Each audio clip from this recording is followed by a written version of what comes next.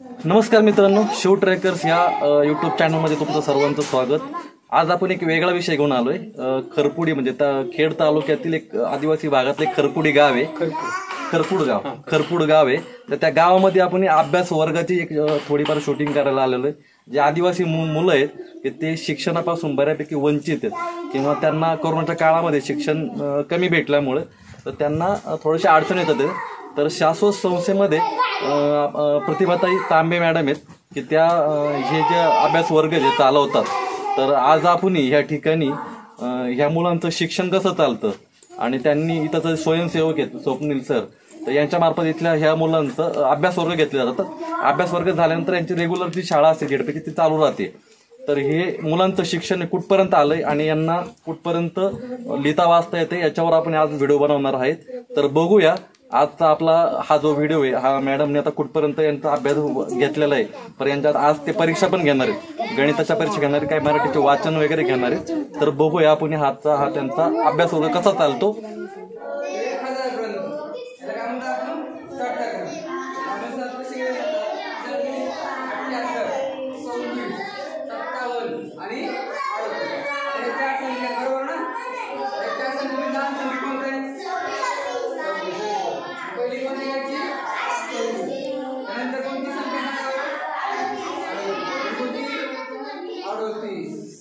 त्यानंतर मोठी संख्या कोणती आहे त्यामध्ये 57.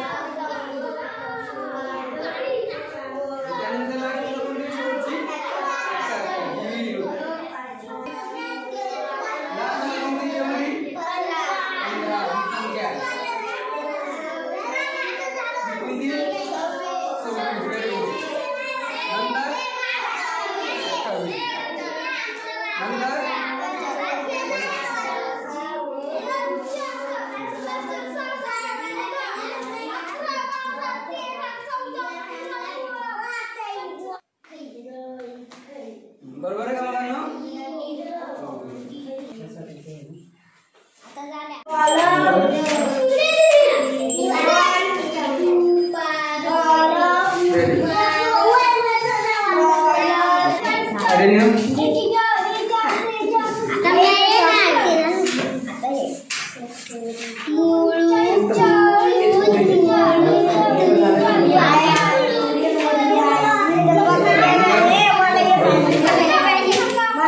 दोघं मग आता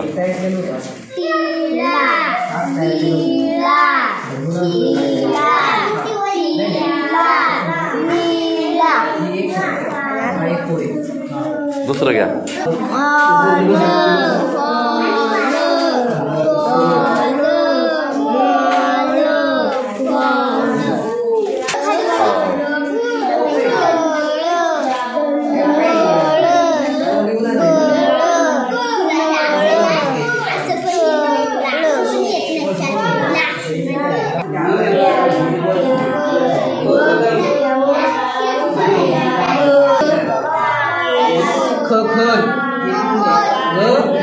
गणपती घर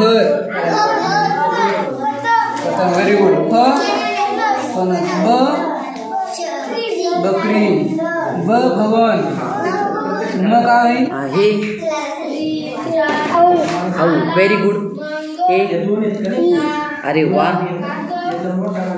हे अरे वा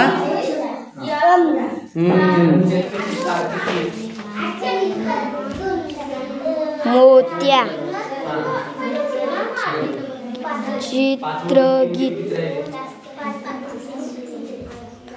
उन्हाळा ॲक्शन ऑगस्ट सर्वत्र हसर्या आमखंड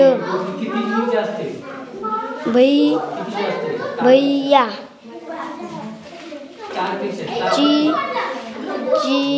जिला आर्या. ठीक आहे प्रवीण. ओके हां अक्षर ओळखता येतील ना तुला? हां सांग. शेप प हां हे ग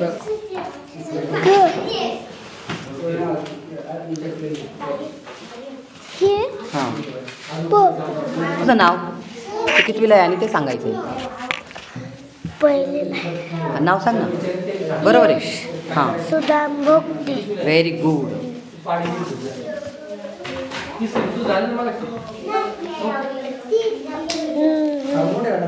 लवा हां हे अक्षर वाचता येईल तुला सगळं. हां वाच ना मग. हे का हां र ह र बरं हर हां हे दोन्ही वाचा. ख थ हां एकत्र वाचा आता. हे का ख त बरोबर बरोबर. आता हे हे का ग ड हां एकत्र वाच. ग ड हे म ड मदर मध. हे च ड चढ. ओके ठीक आहे चल. प्रिया नाव तुझं नाव. प्रिया नांदे सुरकुले इयत्ता पहिली ओके एकत्र वाच. हे का तेच हरण. ओके आता हे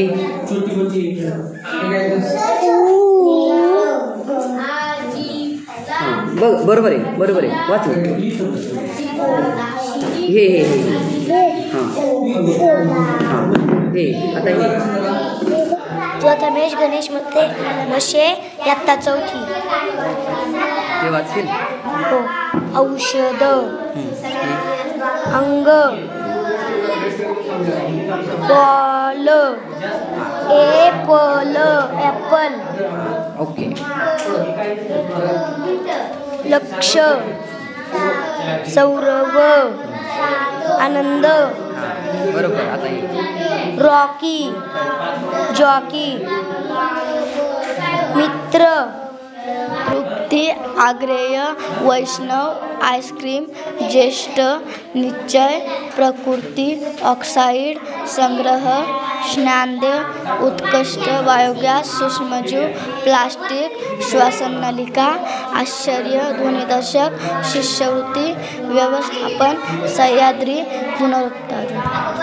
first class good. Aryan Tanaji Bogate इयत्ता पाचवी ओके हां तू काय वाचशील. हे वाचशील. वाच मग. इकडनं इकडनं वाच. उलटं वाच. इथून सुरुवात कर. श्रेय शिल्क नमस्कार पृष्ठभाग निमंत्रण नीट निमंत्रण बरं ठीक आहे. पुढचं वाच. वहाड हे इकडं वाच. करे मान्यवर पवनचक्की रोहिणी संतोष बखे इयत्ता सहावी वैष्णव आईस्क्रीम ज्येष्ठ निश्चय प्रकृती बायोगॅस सूक्ष्मजीव मुलींसाठीची पहिली शाळा पुण्यातील भिडेवाड्यात काढली. हे करत असताना आलेल्या अडचणींना त्यांनी धैर्याने तोंड दिले. काही क्रूर रूढी परंपरांना त्यांनी आळा घातला. Very good. First class. चला. संकेत प्रकाश बोगटे सातारा जिल्ह्यातील नायगाव या गावी सावित्रीबाईंचा जन्म झाला. भक्ती अस्तित्व. मला 1 ते 70 पर्यंत उजळणी येते. लिहिता वाचता येते. येते लिही बरं. 67 लिही. तू पण लिहि रे, सगळेच लिहा. 67 सर. हां. 67 सर. हां. 69 सर. 58 लिहा. 58. 7चा पाडा येतो. 8चा पाडा. 9 कितीपर्यंत येतात पाडे? 10 पर्यंत. 9चा पाडा म्हणजे 9 1 9 9 2 18 9 3 27 9 चौक 36 9 5 45. 8चा पाडा म्हणजे 8 1 8 8 2 16 8 3 24 8 चौक 32 8 45 8 47 8 7 56 8 8 64 8 9 72 8 82. छान. तू बोल. 8 16 8 24 8 चौक 32 8 45 8 47 8 7 56 8 8 64 8 9 72 8 82. 9चा पाडा येतो. बोल. 9 1 9 18 9 3 27 9 चौक 36 9 5 45. 7चा पाडा येतो. हो. बोल.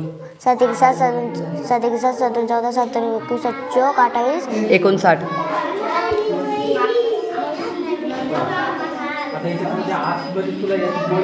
दिवाण 10 5 15 5 20 5 25 5 30 35 35 45 5 10 ओके, फर्स्ट क्लास.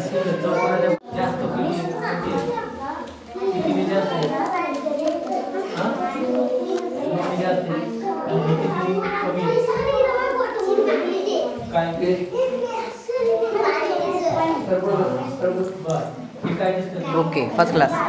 मग आता तू मला 9चा पाडा म्हणून दाखव. 9 1 9 9 18 27 36 9 5 95 56 63 9 8 72 9 9 81 9 10 ओके, बरं. इथं लिही बरं. आता अंक लिही बरं. 77 67 19. ओके. माझ्याकडे 12 आंबे होते. मी त्यातले तुला 5 दिले. किती राहिले? 10. पायाची 2 घेतली. किती झाले? 12. मग किती गेले आपले? 5 गेले. मग किती राहिले? 7. मग ओके. आता आधी काय आणि नंतर काय? याच्यात का ह्या 3 याच्यामध्ये. आधी बी मग रोप. दाखव ना, एक एक दाखव तू. हां. आधी बी मग रोप. नंतर रोप मग झाड. Very good. 7 6 7 12 7 18 7 24 6 35 6 37 7 70 42 8 48 54 54 9चा 9 9 18 9 27 9 36 9 55 9 54 9 63 9 8 72 9 9 81 9 इथे लिहून दाखव बरं मला झाला. 97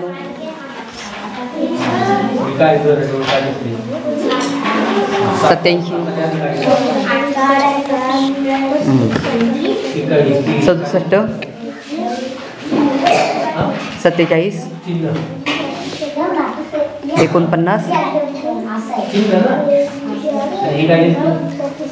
70. ओके. 12चा पाडा म्हणणार. 12 12 25 25 26 12 25 6 12 72 12 84 12 96 92 91 ओके. आता आपण 2 अंकी संख्येचं बेरीज आणि वजाबाकी करणार आहे. हां. तुझ्याकडे 10 पेरू होते. त्यातले तू मला 7 पेरू दिले. तुझ्याकडे किती राहिले? 3. Very good. माझ्याकडे 15 पेन्सिल होत्या. त्यातले मी 4 तुला दिल्या. किती राहिल्या खाली? 11. Very good, first class.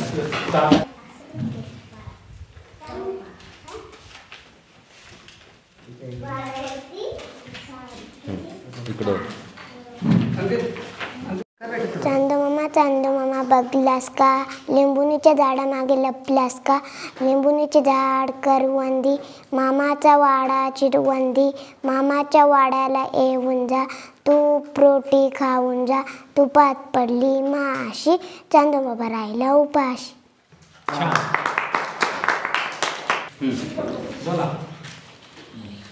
एकच राजा इथे जन्मला शिवनेरी किल्ल्यावर, माझ्या राजाचं नाव गाजतंय गड किल्ल्याच्या दगडावर. सुंदर स्वराज्य निर्माण केले तलवारीच्या धारेवर, रयतेसाठी वार झेलले आपल्या निजड्या छातीवर.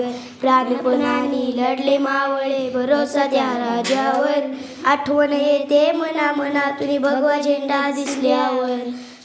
पुन्हा जन्म घ्या अशी इच्छा शिवभक्तांच्या हृदयावर, एकच राजा इथे जन्मला शिवनेरी किल्ल्यावर. माझ्या राजाचं नाव गाजतंय गड किल्ल्याच्या दगडावर, माझ्या देवाचं नाव गाजतंय गड किल्ल्याच्या दगडावर.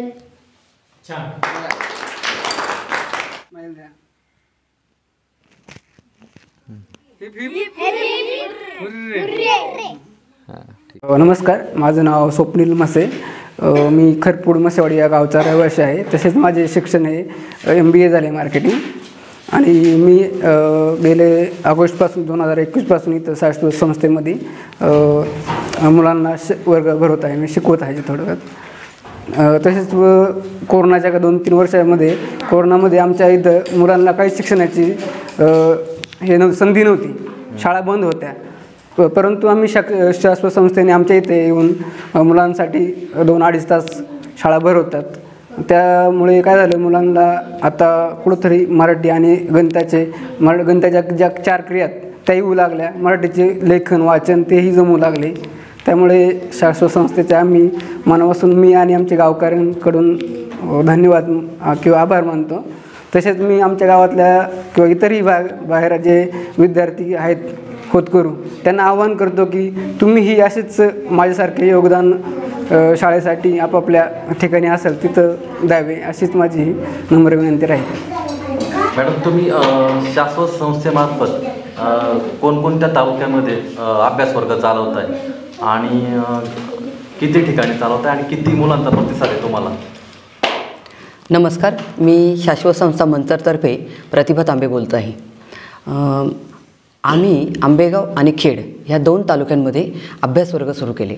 अभ्यासवर्ग सुरू करण्यापाठीमागचा महत्त्वाचा उद्देश असा आहे की आदिवासी भागातील मुलांना लेखन, वाचन आणि गणितक्रिया ह्याच्यामध्ये खूप अडचणी आहेत. म्हणजे 5वीत गेलेला मुलगा असेल किंवा 7वीत गेलेली मुलगी असेल, पण तिला वाचन लेखनामध्ये आणि गणितक्रियांमध्ये अडचणी आहेत. हे अनेक वर्षाच्या अभ्यासातून आम्हाला लक्षात आलं. मग आपण ह्याच्यासाठी काहीतरी करायला पाहिजे हा उद्देश डोळ्यासमोर घेऊन मग लॉकडाऊन सुरू झालं आणि आम्ही त्या दृष्टीने अभ्यासवर्ग सुरू केले. आता हे अभ्यासवर्ग सुरू आता आपण जवळजवळ 25 अभ्यासवर्ग आमचे दोन्ही तालुक्यामध्ये आहेत. या तालुक्यामध्ये 9 आहेत आणि तिकडच्या तालुक्यामध्ये 13 अभ्यासवर्ग आहेत. असे सगळे आमचे अभ्यासवर्ग. तर ह्याच्यामध्ये कातकरी, ठाकर, महादेव कोळी अशा सगळ्या जमातीची मुलं आपल्याकडे अभ्यासवर्गामध्ये आहे. आपण जवळजवळ 786 मुलांपर्यंत या माध्यमातून पोहोचलो आहोत. इथे आपण असं केलं आहे की स्थानिक एखादी महिला किंवा पुरुष हे 12वी पास झालेले असतील तर त्यांना आपण याच्या माध्यमात घेतलेलं आहे. आणि हे घेत असताना आपण डोस्टेज संस्था पुणे यांच्यामार्फत त्यांना सगळ्यांना प्रशिक्षणं दिली. आणि हे प्रशिक्षण झाल्यानंतर म्हणजे वर्षभर आम्ही प्रशिक्षणं देत राहिलो. आणि मग प्रशिक्षण जसं देत गेलो तशाच पद्धतीने या मुलांबरोबर हे सगळे जे स्वयंसेवक आहेत ते मुलांशी संपर्क करीत राहिले आणि मुलांचा सराव करून घेत राहिले. परिणाम असा झाला की आज मार्च महिन्याच्या शेवटी मी जवळजवळ सगळे अभ्यासवर्ग तपासलेत आणि मग मुलांची प्रगती आम्ही तपासली आहे.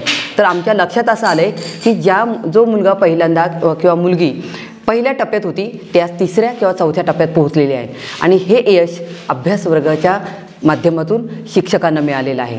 त्यामुळे म्हणजे आजूबाजूच्या अनेक गावातून अनेक लोकांकडनं ही मागणी वाढती आहे की या प्रकारचे कोचिंग आमच्या मुलांना मिळायला पाहिजे. नाही कारण आदिवासी भागामध्ये म्हणे आमच्याकडं शाळा शिक्षक असतात किंवा काही वेळेला नसतात. काही वेगळी कारणं असतात, त्यांना वेगळे काहीतरी प्रश्न असतात किंवा त्यांची प्रशिक्षणं चालू असतात. त्यामुळे शिक्षक बऱ्याच वेळेला एक शाळा शिक्षके असते किंवा 2 शाळा शिक्षके असते.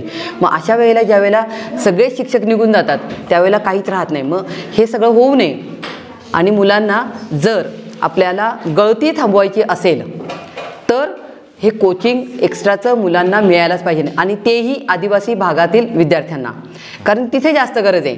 शहरी भागांमध्ये मुलांना सगळ्या प्रकारच्या सोयी सुविधा मिळतात, कारण त्यांच्याकडं ॲप आहेत, मोबाईल आहे आणि बाकीच्या सगळ्या सुविधा उपलब्ध होतात. घरातही मिळते आणि शाळेतही मिळतं. परंतु आदिवासी भागामध्ये इथं कुठल्याही प्रकारची रेंज मिळत नाही किंवा कुठल्या प्रकारचा टॅब मुलांना माहिती नाही. अँड्रॉइड फोन नुसता बघायला माहिती आहे, पण आपल्या घरात नाही आहे. जिथं खायचीच मारामार आहे तिथं ते मुलांना ह्या सगळ्या गोष्टी कशा देतील.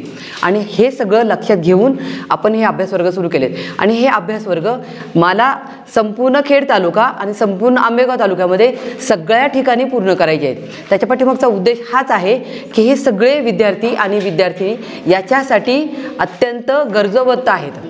कारण हे जर त्यांना मिळालं तर त्यांचा स्वतःचा कॉन्फिडन्स वाढेल आणि वाचन लेखन जर आलं तर मुलांचा कॉन्फिडन्स वाढल्याशिवाय वाढेल आणि त्यांची गळती थांबेल. कारण ज्या वेळेला वाचायला येत नाही त्यावेळेला किंवा लिखाण करायला येत नाही त्यावेळेला मुलांमध्ये न्यूनगंड तयार होतो आणि हा न्यूनगंड त्यांना शाळेच्या बाहेर फेकला जातो. आणि हे होऊ नये कुठल्याच मुलाच्या बाबतीत, म्हणून आपण हे अभ्यासवर्ग सुरू केलेले आहेत. आणि हे काम अधिक जास्त लोकांपर्यंत पोहोचण्यासाठी आपली प्रयत्न आहेत. त्यामुळे याच्यामध्ये सहभागी झालेले सगळे स्वयंसेवक प्रशिक्षित झालेत आता. आणि हे प्रशिक्षण आपलं यावर्षी झाले. अजून एक प्रकारचं प्रशिक्षण त्यांचं पुढच्या वर्षात आहे. तर हे दोन्ही प्रशिक्षणं जेव्हा पूर्ण होतील त्याच्यानंतरचे 3 वर्ष या मुलांचे खरे रिझल्ट आपल्याला बघायला मिळतील. कारण वाचन संस्कार प्रकल्प हा वेगळा प्रकल्प आहे आणि अभ्यासवर्ग हा वेगळा प्रकल्प आहे. पण ह्या दोन्ही वर्गांची किंवा दोन्ही प्रकल्पांची सांगड घालून आपल्याला या मुलांपर्यंत पोहोचायचं आहे किंवा या मुलांना तिथंपर्यंत पोहोचवायचं आहे. जिथंपर्यंत आपण शहरी भागातील मुलं पोहोचत आहेत तिथंपर्यंत आपल्याला ह्या मुलांना पोहोचवायचं आहे. तुम्ही आता जे हे अभ्यासवर्ग घेता हे त्यांना फ्री ऑफ चार्ज देत आहे? आपण कुठल्याही प्रकारची 1ही रुपयाची फी घेतली जात नाही. उलट मुलांसाठी सगळ्या प्रकारचे शैक्षणिक साहित्य, कोरोना होता म्हणून आपण मास्क, सॅनिटायझर, साबण इत्याप्रमाणे दर महिन्याला काहीतरी खाऊ, मग तो बुंदीचा लाडू असेल, मोतीचूर लाडू असेल, बिस्किट असतील, केळं असतील, या प्रकारचा खाऊ आपण दर महिन्याला दिलेला आहे. त्याच प्रकारचे शैक्षणिक साहित्यामध्ये सगळ्या गोष्टी ज्या येतात त्या पेन, पेन्सिल, खोडरबर, पट्टी, ह्या सगळ्या गोष्टी जे शैक्षणिक साहित्य लागते ते सगळंच्या सगळं आपण मुलांना पुरवलेलं आहे. त्याचबरोबर आपण या अभ्यासवर्गाच्या माध्यमातून वेगवेगळ्या प्रकारच्या स्पर्धा घेतो. चित्रकला स्पर्धा असेल, कागदकामं असेल, वाचन स्पर्धा असेल. आत्ता आपण जी बक्षीस वाटप समारंभ केला तो प्रकट वाचन प्रकल्प होता. त्याच्या अंतर्गत 5 मुलांचा नंबर आला आणि त्या फक्त 1 नंबर काढले. आपण 1 नंबर काढलेला आहे, सगळे नंबर काढले नाहीत आपण. 1 नंबरला आपण 6 मुलं आली, त्याच्यामध्ये 6 मुलांना आपण हे बक्षीस वाटप केलेलं आहे. अशा प्रकारच्या आपण वाचन स्पर्धा घेतल्या, लेखन स्पर्धा घेतल्या, गणिताच्या स्पर्धा घेतल्या आणि चित्रकलेच्या स्पर्धा घेतल्या, पाठांतराच्या स्पर्धा घेतल्या. याच्यातनं उद्देश एकच आहे की ही मुलं ट्रॅकवरती राहिली पाहिजेत आणि ट्रॅकवरती राहिली, छोटंसं बक्षीस मिळालं तर प्रोत्साहन मिळतं आणि प्रोत्साहन मिळालं तर इच्छा वाढते, आत्मविश्वास वाढतो.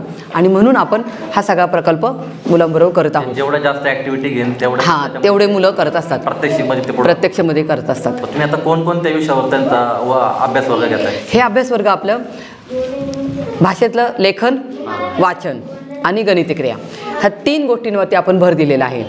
भाषेमध्ये आपल्याला वाचायला यायला पाहिजे मुलांना सगळ्या प्रकारे चांगलं. तर पहिलीचं मूल कमीत कमी साधे शब्द वाचू लागला पाहिजे नाही. एंड ऑफ द इयर आणि आपल्याला इथं लक्षात येतं की एंड ऑफ द इयर पहिलीतली मुलं वाचू लागलेली आहेत. मग त्याच्यापेक्षा दुसरीची मुलं, पण त्याच्यामध्ये 3री, 4थी, 5वी ही मुलंसुद्धा आपल्याकडे इथं दिसतात आहेत. पण ही ज्यावेळेला अभ्यासवर्ग सुरू केला आपण त्यावेळेला काही मुलांना मुळाक्षरंसुद्धा लक्षात राहिलेली नव्हती. मग आपण तिथपासून सुरू केलं. मुळाक्षरं त्यांना त्या प्रकारे वेगळ्या प्रकारे शिकवली गेली. त्यांचे वेगवेगळ्या प्रकारे साधन साहित्य बॅगा आपण दिल्या. या साधन साहित्य बॅगामध्ये ही मुळाक्षर असतील किंवा शब्द असतील ते कशा प्रकारे घ्यायचे ते आपण त्याच्यामध्ये दिलेलं आहे. या प्रकारचं साधन साहित्य आपण मुलांना दिलेलं आहे. गोष्टीची बॅग जवळजवळ 90 पुस्तकं आपण दिलेली आहेत आणि अजून 100 पुस्तकांची बॅग आपण विद्यार्थ्यांना देणार आहोत. त्याच्यामध्ये गोष्टीची पुस्तकं आहेत आणि ह्या सगळ्यामध्ये हे डोर स्टेप्सचे स्वतः तयार केलेलं साधन साहित्य आहेत. हे एक असेल, हे असेल. याच्यामध्ये बघा लहान मोठा मध्यम बरोबर या प्रकारचा असेल. 14 खडी मुलांना ॲ आणि अ हा माहितीच नाही आहे.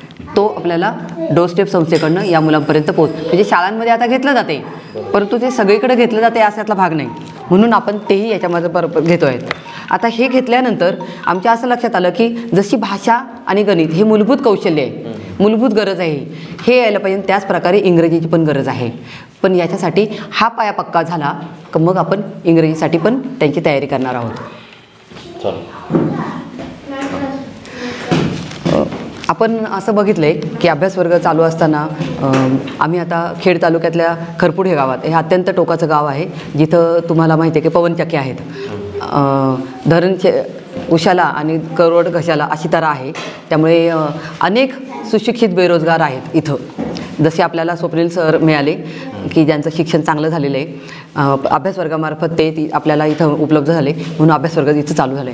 पण असे अनेक सुशिक्षित महिला असतील, पुरुष असतील, यांना हे अभ्यासवर्ग घेण्यासाठी आपल्याला आवाहन करायचं आहे की जे शहरांमध्ये आहेत आणि ते व्हॉलेंटियर म्हणून आमच्या ह्या गावांमध्ये आमच्या ह्या मुलांसाठी जर शनिवार रविवार आठवड्यातला 1 दिवस किंवा 2 दिवस द्यायला मिळाले आणि मुलांबरोबर व्यतीत केला, त्यांच्याबरोबर घालवला, काही वेगळं शिकवलं, तर ह्या मुलांना एकतर ते कौशल्य उत्पन्न होईल आणि त्यांचा कॉन्फिडन्स लेवल वाढेल, त्यांना काहीतरी नवीन शिकायला मिळेल. त्याचबरोबर मला हे असं म्हणायचं आहे की हे अभ्यासवर्ग चालवत असताना संस्था सगळं फ्री ऑफ कॉस्ट देते. ते कोणाच्या तरी देणग्यांवरती कोणती तरी संस्था देते, कोणती तरी वैयक्तिक देणगी मिळते आम्हाला, परंतु हे सगळं करताना खूप आटापिटा आम्हाला करावा लागतो. जर आम्हाला वेगवेगळ्या संस्थांनी, वेगवेगळ्या देणगीदारांनी जर याच्यासाठी आर्थिक सहकार्य केलं, मुलांच्या आता हे प्रशिक्षणं यांना आम्हाला द्यायची आहेत शिक्षकांना, हे प्रशिक्षणं जवळजवळ 4-4, 5-5 लाख रुपये त्याच्यासाठी खर्च करावे लागतात आपल्याला. तर त्याच्यामध्ये जर कोणाला सहभागी होता आलं तर ती खूप छान गोष्ट होईल.